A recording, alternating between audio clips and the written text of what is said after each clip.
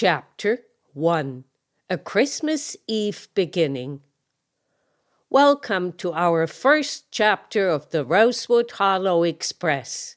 Tonight we meet Emma and Cory, two teenagers struggling to find their Christmas spirit in their beautiful Victorian home. As their family celebrates with an early Christmas dinner, joined by family friend Lily and the house's resident ghosts, Amelia and Simon, something magical is about to begin. The old floorboards rumbled and creaked under Cory's feet as he thundered down the double staircase of their old Victorian home. The scent of cinnamon and pine needles wafted through the air, mingling with the familiar musty smell of old wood, a testament to his mother's enthusiasm for the holiday season. He ran a hand through his shaggy brown hair, trying to tame it into some semblance of order before joining the gathering below.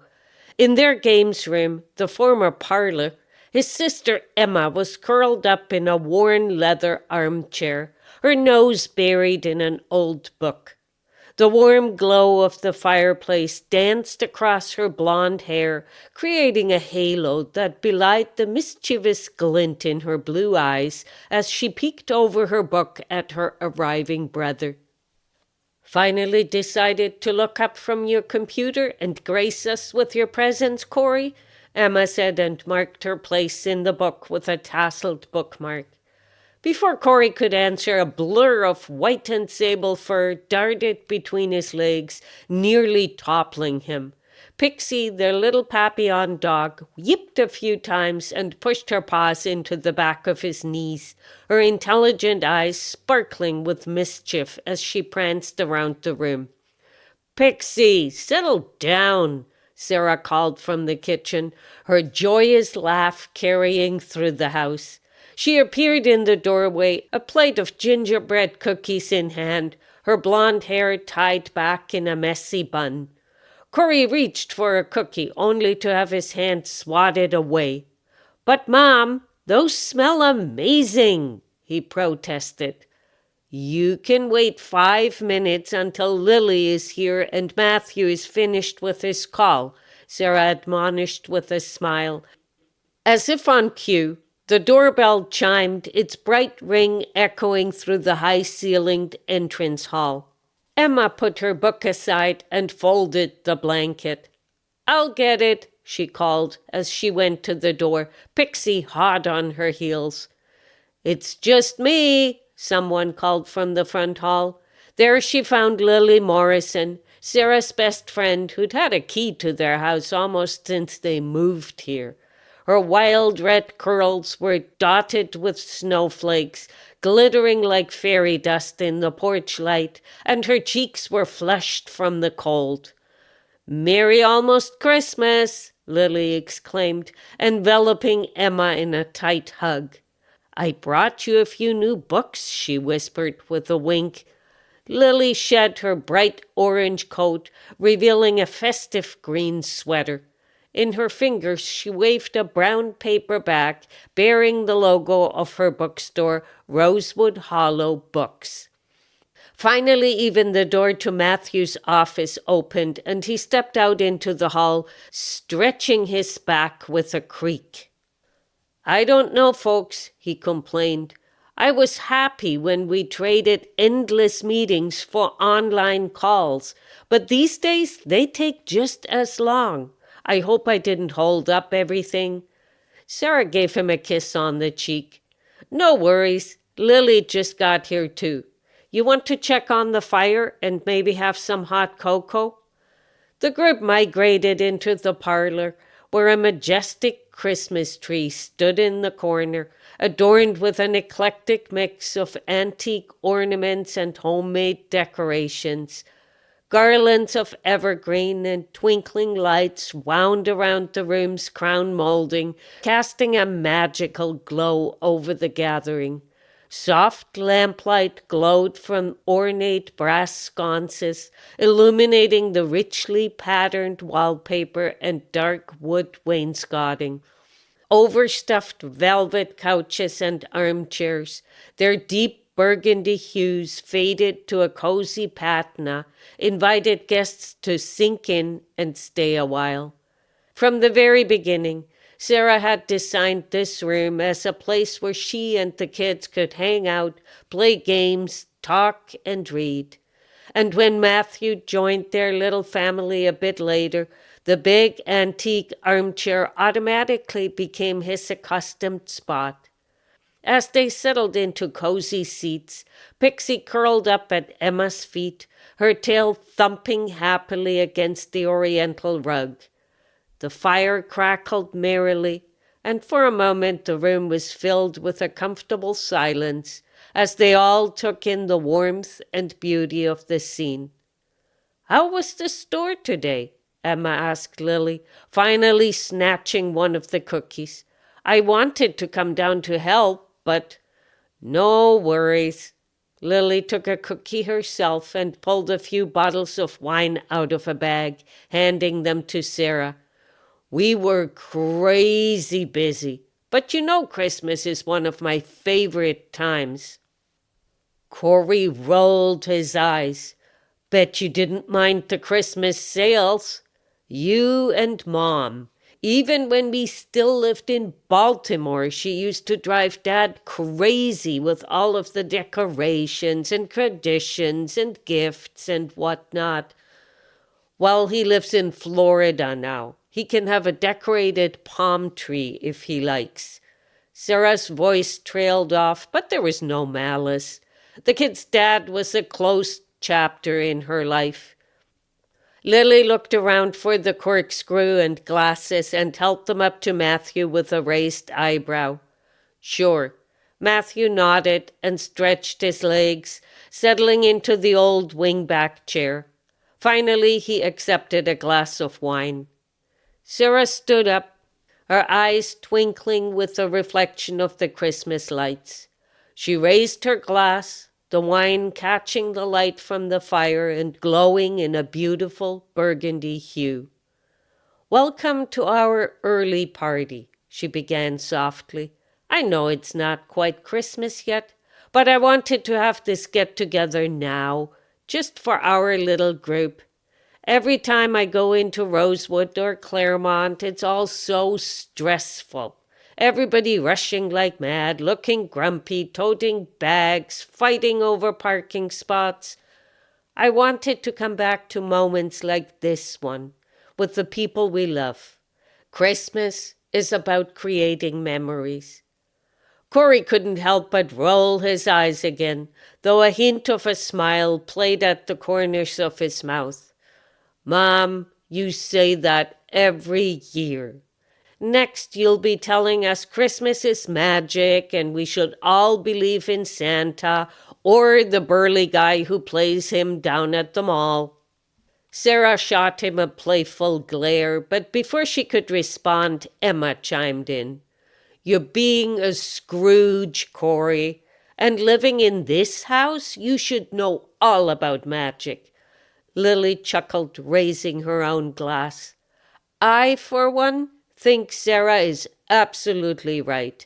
There's something special about this time of the year, and it has nothing to do with my cash register." Sarah's expression softened as she looked around the room, her gaze finally settling on Matthew. She reached out and took his hand, giving it a gentle squeeze. "To family," she said, her voice slightly husky with emotion. "Both the ones we're born with and the ones we choose. And to friends who become family." She raised her glass higher. "May we always remember the love that brings us together, not just at Christmas, but all year round." "To family and friends," Matthew echoed, his eyes never leaving Sarah's face. The room filled with the gentle clink of glasses and mugs as everyone joined in the toast. Even Cory, despite his well-developed teen sarcasm, raised his mug with a hint of a smile. Pixie didn't want to be left out, and she gave a soft yip from her spot by Emma's feet. As the warmth of Sarah's toast settled over the room, Cory's nostrils flared. He sniffed the air, catching a whiff of something savory wafting from the kitchen. Just then, his stomach growled audibly, causing Emma to giggle. "Speaking of family traditions," Cory said, a sheepish grin spreading on his face, "when's dinner? I'm starving."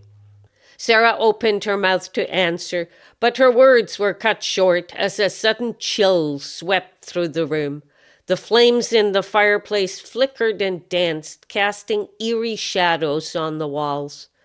Pixie's eyes perked up and she let out a low, curious whine.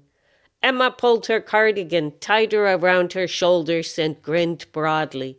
"Amelia and Simon," she said. "I knew they wouldn't be able to stay away tonight." She stood and went to the corner where the raw stone fireplace joined the wall, waiting. As if in response to her words, a sparkling white cloud appeared slowly, and two translucent figures materialized from it in that very corner. One, a young woman in a Victorian-era dress, her hair piled high in an elegant updo. The other, a dashing gentleman in a tailcoat, his handlebar mustache neatly trimmed.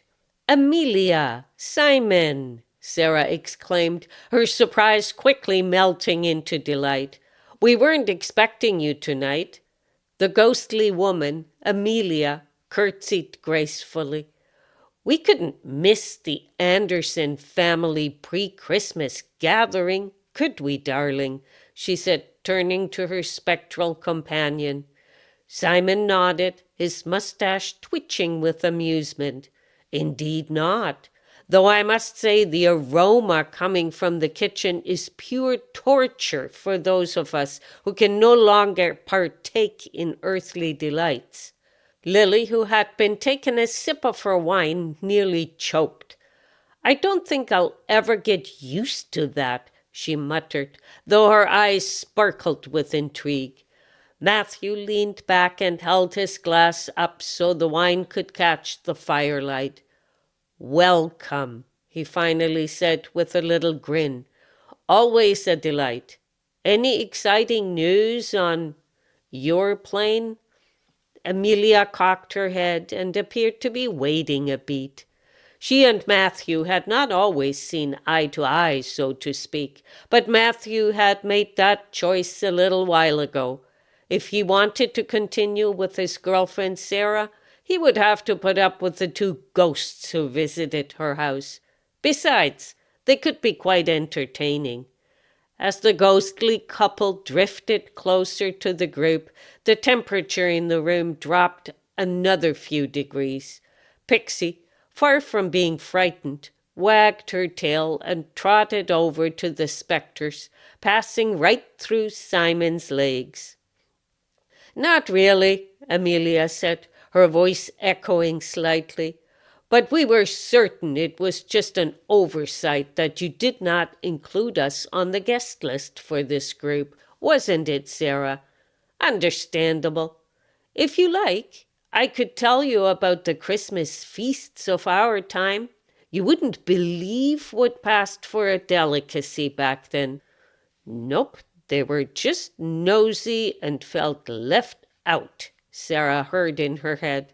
She held out a hand low to the ground and winked at Pixie. "You think?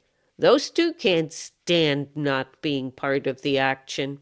The rest of the family hardly ever was part of her little exchanges with Pixie, although Matthew claimed he could spot the look of high concentration on her face when she and Pixie spoke. Nobody mentioned it anymore. It had all become part of the magical atmosphere of their old home. "The parties we would host in this house," Amelia continued, gesticulating dramatically to make her entire body flicker momentarily. "Let me tell you, Even Cory leaned in now, and the Victorian house came alive with the mingling of past and present, the boundaries between them blurring in the soft glow of the Christmas lights. A moment later, Cory's stomach rumbled again, causing Sarah to laugh and Emma to elbow her brother in the side. Sarah got the hint. "Let's just go in to dinner," she said with a smile. "Amelia, Simon, I'm afraid I have nothing to offer you, but you're most welcome to stay." The family and their guests made their way to the dining room, where the air was filled with the irresistible scent of roast turkey and cranberry sauce. The table, adorned with a crimson tablecloth and flickering candles, groaned under the weight of the steaming dishes. When he thought nobody was looking, Cory snatched a dinner roll out of a basket and shared a bite with Pixie. Amelia and Simon, unable to partake in the meal, hovered nearby, adding their ethereal presence to the warm glow of the candles. A little while into the meal, Cory speared a Brussels sprout with his fork, his brow furrowed. "You know," he said, his tone tinged with cynicism, "I remember Christmas when I was little. It was the coolest thing going. But it isn't what it used to be anymore at all." He stabbed another sprout, his frustration evident. "It's all just a big commercial racket now." Sarah paused, her fork halfway to her mouth. "Cory, honey, that's not true. Christmas is about so much more than just gifts and decorations." "Is it, though?" Cory pressed, gesturing with his fork. "Every store has had Christmas stuff out since Halloween. It's all just buy, buy, buy. You should see some of the gift lists of the guys in my class. It's gone totally ridiculous. Just another reason for the big corporations to make money." Emma rolled her eyes. "Oh, here we go again. Just because you're too cool for Christmas doesn't mean the rest of us can't enjoy it." "Here comes the drama," Sarah heard from under the table, where Pixie made inconspicuous rounds and waited for falling morsels. Sarah gave her a slight nudge with her toe, a small smile playing on her lips. "It's a teenager thing," she responded silently. "Nothing serious." "Now, young man," Simon's ghostly voice chimed in, his form shimmering a little in the lights. "In our day, Christmas was a time of genuine celebration and togetherness. Perhaps the trappings have changed, but the spirit remains the same." Amelia nodded, her spectral form shimmering and sparkling in a lovely hue of mauve, like starlight caught in the morning mist. "Indeed, we may not have had all the glittering lights and fancy gadgets, but we understood the value of family and community." Matthew leaned forward, his eyes alight with interest. "You know, Cory, the commercialization of Christmas isn't entirely a modern phenomenon. Even in the Victorian era, there was a push towards gift-giving and decorations. It's how we choose to approach it that matters." "Exactly," Lily chimed in, reaching to hand a bowl of vegetables to Sarah. "I may be a shopkeeper and one of the corporations who make money, but I've seen my share of Christmas celebrations. It's about the intention behind our actions. Sure, we exchange gifts, but it's the thought and the love behind them that counts." "The thought and the love of people running out on Christmas Eve to find something perfect, you mean," Cory said. "'Cause, you know, they didn't know Christmas was coming. Did you know some stores raise prices on Christmas specifically for that?" Sarah reached out and squeezed Cory's hand. "Sweetheart, I know it can seem overwhelming sometimes, but Christmas, for me, has always been about bringing joy to others. Whether it's through a thoughtful gift, a kind word, or simply spending time together. Tell him, sister, Pixie said under the table, accompanied by suspicious chewing noises. Sarah glanced down, trying to hide her amusement. Cory's expression softened only slightly. I guess. I still think most people go into massive debt over this Christmas thing. And you know who makes money? Banks. That's who. Then it's up to us to remember to honor those important things, Emma said, her tone gentler now. It doesn't mean we should give up on Christmas altogether. Let me guess, you've seen the size of the bookstore gift cards that Dad bought for you, Cory retorted, a hint of bitterness in his voice. That's not fair, Emma protested. Cory, Sarah admonished, her voice firm but understanding. Come on, Cory, Lily said, her eyes twinkling with an idea. Let's not ruin it for your mother. She put so much effort into this. Actually, she speared a piece of turkey and ate it with exaggerated gusto. If it means that much to you, come see me tomorrow. I'll get you hooked up with a fellow from the Y. You can volunteer there for Christmas. Pixie, sensing the shift in mood, let out a contained sigh and curled up tighter under the table. Her tail thumped gently against the floor, a rhythmic reminder of the simple joys of the season. Cory's expression softened, a mix of surprise and curiosity replacing his earlier cynicism. Volunteer? At the Y? That's right, Lily nodded, her smile warm and encouraging. They always need extra hands during the holidays. You could help organize activities for kids or maybe assist with their holiday meal program for the elderly. Sarah beamed at her friend, grateful for her intervention. That sounds like a wonderful idea, doesn't it, Cory? Cory stabbed at another Brussels sprout, but his movements were less aggressive now. I guess I could check it out, he mumbled, a hint of interest creeping into his voice. Oh, splendid idea! Amelia's ghostly form shimmered with excitement. In our day, charity was considered a vital part of the Christmas spirit. It's heartening to see that some things never change. Simon nodded in agreement, his spectral mustache twitching. Indeed, young man, there is no better way to appreciate the true meaning of the season than by helping those less fortunate.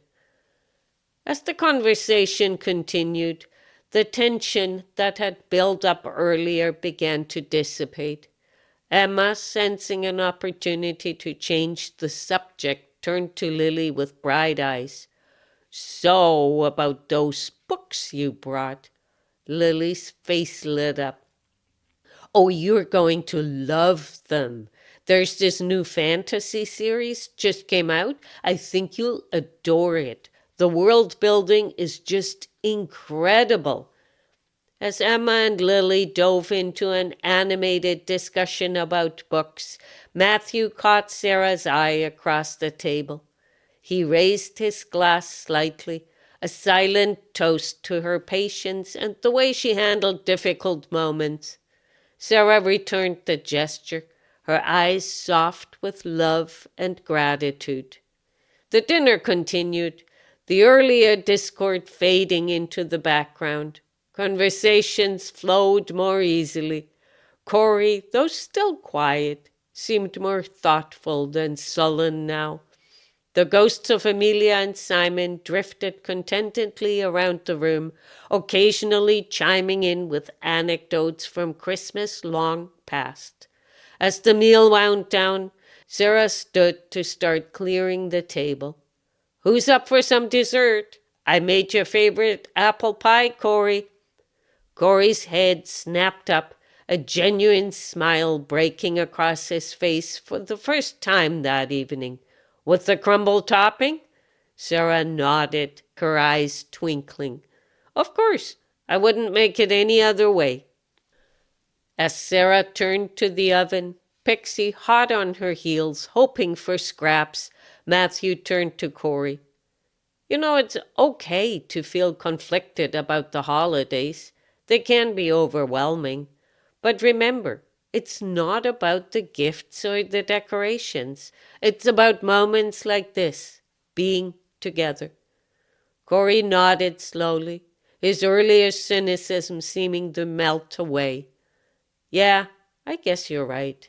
And maybe volunteering wouldn't be so bad. Lily grinned, reaching over to ruffle Cory's hair. That's the spirit.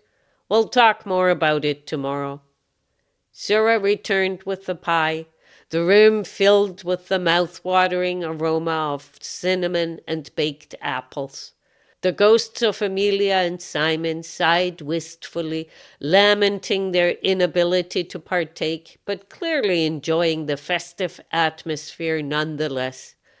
The evening continued, filled with laughter, stories, and the warmth of family and friends. As candles burned low and the night deepened, the Anderson home stood as a beacon of warmth and joy, a perfect Christmas dinner before Christmas, filled with love, laughter, and just a touch of spectral magic.